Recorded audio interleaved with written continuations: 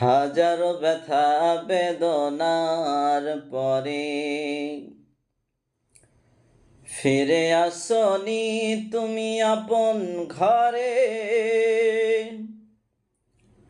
দিনের আলো তুমি ছড়িয়ে দিতে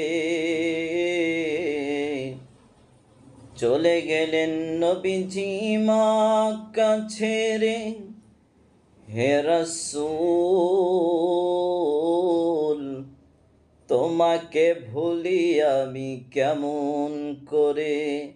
হাজারো ব্যথা বেদনার পরে ফিরে আসনি তুমি আপন ঘরে।